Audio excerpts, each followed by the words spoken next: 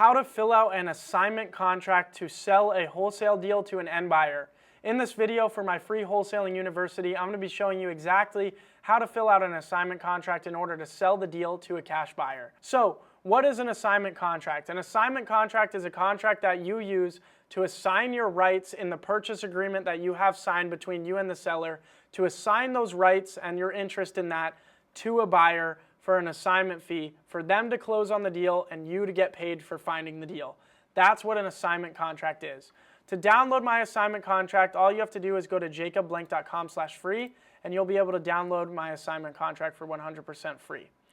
So, what does that assignment contract look like? This is what it looks like. It's a simple 2-page agreement, similar to how the purchase agreement is a simple 2-page agreement.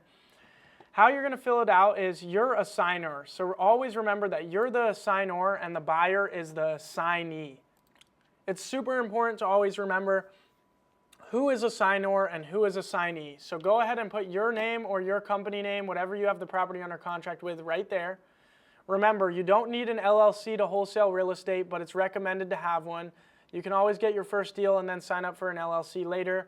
So if you don't have an LLC, your name there is fine. Whatever you have the property under contract with. Next, you move on to address, input the property address right here, and then it's saying a copy of the agreement that's being assigned is attached as Exhibit A, referring to the purchase agreement you have with the seller. And then you're going to go ahead and put the buyer's name or their company name right here in as assignee. Now it's stating here, assignee shall assume all rights and duties under the purchase agreement. Assignor and assignee shall be known as the parties. So it's saying there that the assignee is going to assume that contract. They are going to be taking over that purchase contract with the seller, but they're going to be paying you a fee for it. So right here in purchase price, the parties have negotiated a purchase price for the above referenced agreement of $100,000, which is an as-is price with no warranties or guarantees. Adding the assignment fee of $20,000, adding what you're making the assignee's total purchase price $120,000. Now, you are able to rework this and just put the total purchase price to be $120,000 and the assignment fee to be $20,000 and remove the $100,000, so that way you're not telling them right away on the agreement how much you have the deal under contract for. So if you want to edit it and change it to be that way, you can. Next, the assignment fee. You can remove the amount you're making if you want to, or you can state it. Usually the buyers don't really care how much you're making, but you could remove this sentence about how much you're making.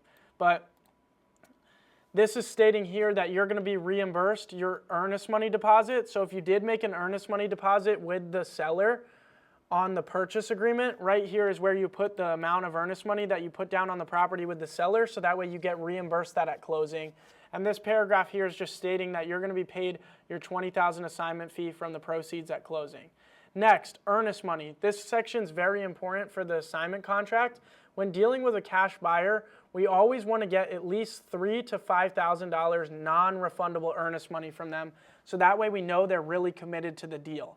We want them to put down that $3,000 to $5,000 non-refundable earnest money within 48 hours of signing this contract as well. And then we also want to go ahead and put in here the title company's address and the name of the title company and the due date of when that earnest money is due. So that way, they have to deposit the earnest money at your title company.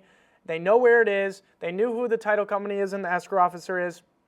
And they know the deadline of when they need to deposit it. That's very, very important. The next thing is it's talking about the earnest money. The earnest money shall be applied to the overall purchase price. So the buyer is going to already have funds at escrow, so they won't need to bring more. They'll, like, let's say they're buying it for $120 and they put a $3,000 deposit, they're only going to need to bring $117,000 on the day of closing to close it. And then right here we have assignee understands that the earnest money deposit is non-refundable and will be automatically released to the assignor if the above referenced property does not close on the close date, or if the assignor backs out of the agreement. So if your buyer backs out or cancels or doesn't close, their earnest money deposit is going to go to you. This is how you protect yourself as the wholesaler, to make sure they don't screw up your deal and to make sure they close and to make sure you get paid. You're stating here that the earnest money is non-refundable under any circumstance. Then closing.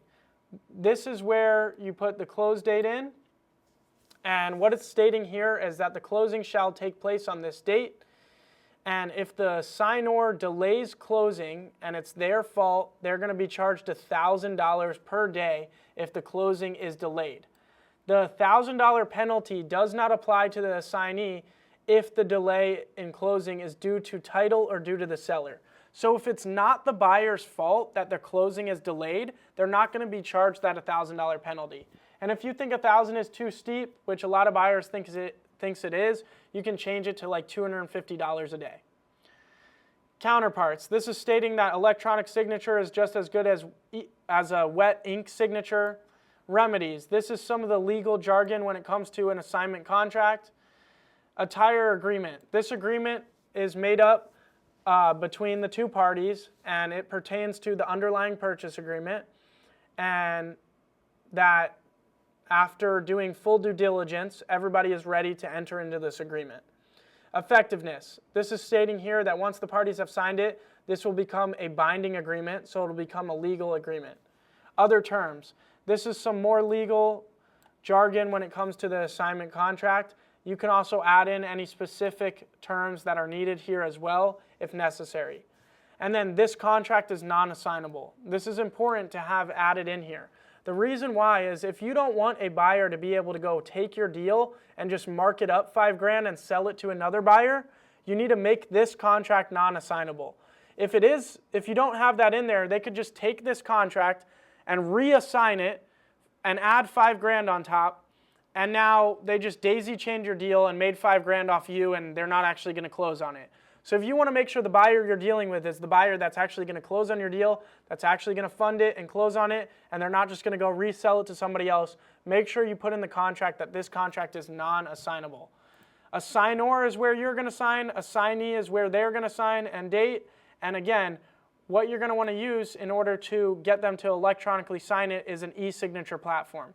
My favorite e-signature platform is Right Signature, but you can use DocuSign, PandaDocs, Adobe Sign, any e-signature platform you can use.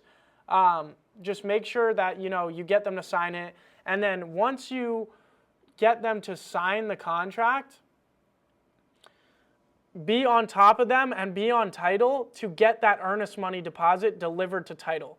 Make sure you don't lack on that. Don't sleep on that. Once you get the contract signed, coordinate with title and with the buyer to get that earnest money deposit wired in or a check sent to the title company right away, because once you have their earnest money, you know that that's non-refundable and you know your buyer is locked in and is going to be good to close on the deal. So make sure you act quick on getting their earnest money, and always get at least $3,000 to $5,000 non-refundable earnest money from the buyer. So I hope that is helpful. It's pretty simple to fill out. Just fill in the blank spaces. That's how you're going to be able to fill out the assignment contract. That's how you're going to sell your deal. Again, to download the contract, just go to jacobblank.com/free, and let's move on to the next video. If you're watching this on YouTube, make sure you click the link down below and enroll in the full free university, so that way you can access the rest of the free training videos. And if you'd like to upgrade to the complete Wholesaling University, it's only $297, and you're going to get access to over 40 more videos than what's inside the free Wholesaling University.